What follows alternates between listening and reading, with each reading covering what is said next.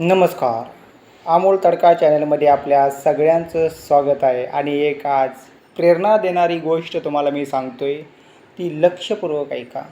आणि आपल्या चॅनलला जर सबस्क्राईब केलं नसेल तर सबस्क्राईब करून घ्या, जेणेकरून तुम्हाला नवीन नवीन अपडेट्स, नवीन नवीन गोष्टी, राजकीय समाजकारणातल्या आणि प्रत्येक गोष्टी तुमच्यापर्यंत मी पोहोचवण्याचं काम करेन. पण तुम्हाला सबस्क्राईब करणं गरजेचं आहे. चला तर आपण त्या गोष्टीला सुरुवात करूया. मित्रांनो, एक खेडेगाव होतं. खेडेगावातील एक महिला शहरामधील किराणा दुकानामध्ये गेली. तिने 100 रुपयाचं सामान घेतलं आणि त्या किराणा दुकानदाराकडून ती तिथून सामान घेऊन निघाली. परंतु जात असताना त्या किराणा मालाच्या दुकानदाराने तिला जे 100 रुपयाचं सामान घेऊनसुद्धा तिला 30 रुपये परत दिले होते. कदाचित ती अडाणी असेल, त्याच्यामुळे तिच्या लक्षात आलं नव्हतं. तिने ते पैसे घेऊन कंबरेला खोचून ती घराकडे निघून गेली. घरी गेल्यानंतर तिने तिच्या यजमानांना म्हणजे मिस्टरांना सांगितलं की हे अशी घटना घडली की मी 100 रुपयाचं सामान घेतलं, परंतु मला हे 30 रुपये परत त्या किराणा दुकानदारानं दिलेले आहेत. यजमान त्यांचे खुश झाले. म्हटले 30 रुपयाचा आपल्याला फायदा झालेला आहे. असं म्हटल्यानंतर तिला वाईट वाटलं.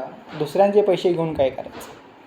ती लगबगीनं म्हटली, थांबा, मी ते पैसे पुन्हा परत देऊन येते त्या किराणा दुकानदाराला. आपल्याला कुणाचे लुबाडीचे किंवा कुणाचे पैसे घेऊन त्या 30 रुपयाने आपण काय मोठे होणार नाही. असं म्हणून ती पुन्हा त्या दुकानदाराकडे, ते किराणा दुकान तिकडे निघाली. परंतु रात्र झाले असल्यामुळे दुकान बंद झालं होतं. ती घरी गेली, जेवण झालं, झोपली. रात्रभर अस्वस्थ वाटत होतं की तिला ते 30 रुपये आपल्याकडे त्या दुकानदाराचे आले. त्या गोष्टीने तिला झोप लागली नाही. सकाळी लवकर उठली आणि लवकर उठून पुन्हा त्या दुकानाकडे गेली. तेव्हा किराणा दुकानदाराने नुकतंच दुकान उघडलं होतं आणि त्या दुकानात पोचून ती त्या दुकानदाराला ते 30 रुपये देत असताना तो म्हटला, हे कसले 30 रुपये? अहो, काल तुम्ही गडबडीमध्ये मला 100 रुपयाचं मी साहित्य घेतलं आणि 30 रुपये तुम्ही मला परत दिले होते, तेच परत तुम्हाला करायला आले. ती म्हटली, तो दुकानदार बोलला, अहो एवढं काय, 30 रुपये तर होते. नाही, लुबाडीचा पैसा कोणाचा ठेवायचा नसतो. असं म्हणून ती तिथून निघून गेली.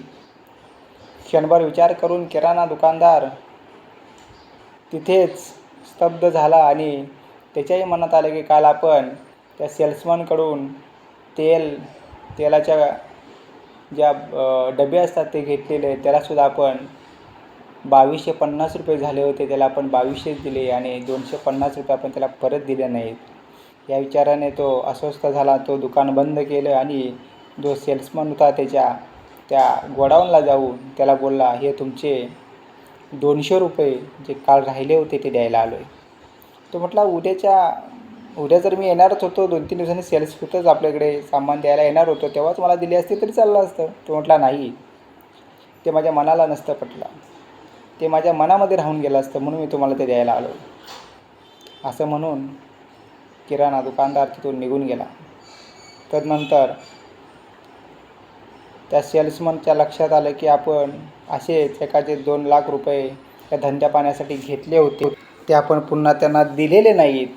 ह्या विचाराने तो पुन्हा आपलं जे 2 लाख रुपये गेला तो बँकेतून काढले आणि एका घराच्या दरवाजावर जाऊन दरवाजा खटखटायला लागला. तो दरवाजा नेमका त्याच म्हातारीने, त्याच खेडेगावातल्या स्त्रीने दरवाजा उघडला, जिनं किराणा दुकानदाराला जे 30 रुपये परत द्यायला आली होती. ती म्हटली, का रे बाबा, कोण तू? अहो, तुमच्या मिस्टरांच्याकडून मी 2 लाख रुपये घेतले होते, त्याला 2 वर्ष झाले. ते मी आज देतो, उद्या देतो म्हणत दिवस ढकलत होतो. पण मला आज प्रचिती कळाली की आपण दुसऱ्याचे पैसे कधी ठेवायचे नाहीत.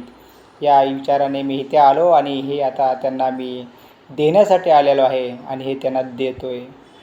म्हातारी खुश झाली. नवरा पण तिचा होता, तोही आला, तोही खुश झाला.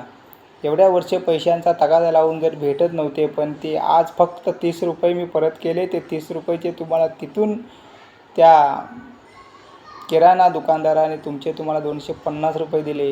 ही सगळी सबक, शिक्षा, शिकवण सगळं हेच शिकवून जाते की छोट्या छोट्या गोष्टीमध्ये आनंद किती असतो. कारण आपण एखादी छोटा कृती करतो पण त्याचा मोबदला आपल्याला पुन्हा भेटतो, ह्याच्या गोष्टीतून आपल्याला समजतं आहे. तुम्हाला गोष्ट आवडली तर नक्कीच आपल्या चॅनेलला सबस्क्राईब करा. धन्यवाद.